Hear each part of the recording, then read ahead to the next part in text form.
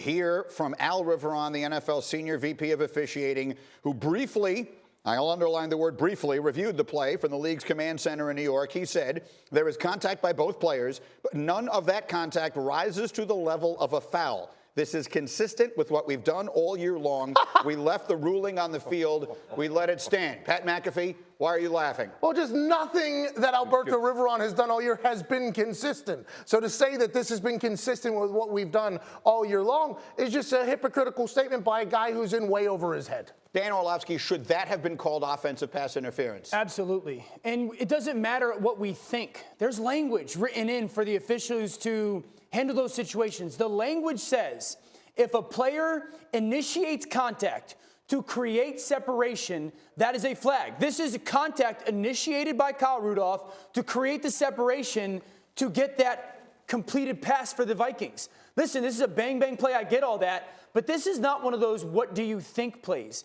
This is an obvious thing where that separation, this is hand fighting or whatnot. But once that arm gets locked out and that contact is initiated and then the chain of events is I have that separation, then that's PI. I don't know how you can ask defensive guys to play it any better. I love Kyle Rudolph. I love all that. That's PI. The specific wording in the rule book, initiating contact with an opponent by shoving or pushing off, thus creating separation. But Rex, you were telling me you think the defender makes a mistake on the play as well. He does make a mistake because right there, you got to, after the guy catches the football, you got to be going berserk. I mean, that's what you should have done Selling there. it. He's got to sell it like crazy. Why? I mean, it happened. Don't just like, oh, well, and then give it one of these. Oh, no, you've got to go absolutely berserk in this situation.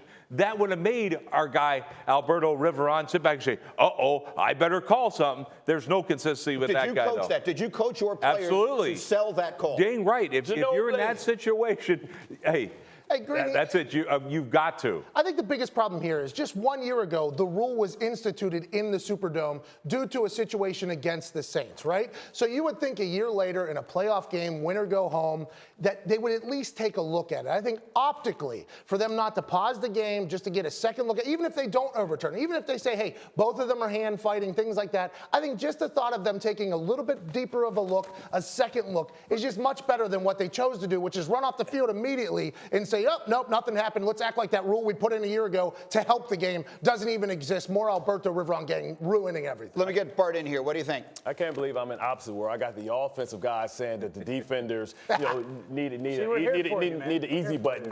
I mean, listen, how about, making a play on the football? How about not sending a text message to Kirk Cousins that you're coming with a cover zero blitz by showing it early? How about recognizing that Rudolph's out there as the number one receiver, mismatch, and you know exactly where the ball is going. So it's about the little things. It's about making, Rex said it all the time, be a high percentage decision maker. He didn't do a good enough job in playing with his looks up and down press, coming back. He didn't look back for the football. I think that's what happened. If he would have turned and looked back for the football, he would have had to push him in his back, and it would have been more obvious that he was pushing against. And you're right, Bart, but he's got to get up there and hit this guy at the line of scrimmage, challenge him, and then it would have been incidental, hey, it would have been contact by both players, but there wasn't. It was clear contact. You can't make this call in this pivotal moment. Listen, the Saints are looking for somebody to get them off the hook. They made a lot of plays leading up to this final play that really that enabled them to be in that position. Let's put the question this way. If offensive pass interference had been called on the play, if the official on the field had thrown the flag,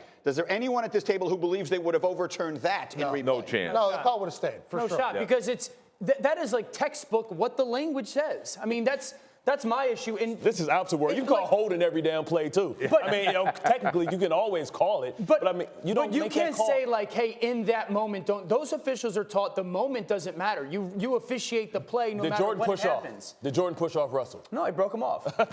No, I do think this. I don't think they have to overturn it after looking at it, right? Yeah. I just think the thought in the optics of looking at it, taking a deeper review of it, is just better for everybody. And the reason the rule was instituted, if they determine after that, because you can't have handsome Mike Pereira on television saying, well, that's obviously offensive pass interference, and then they don't even look at it. It just looks bad from all standpoints, and the rule was put in to save that. Well, look, at the end of the day, maybe the only way to sum it up is to say death taxes and the Saints losing on the last play in heartbreaking fashion.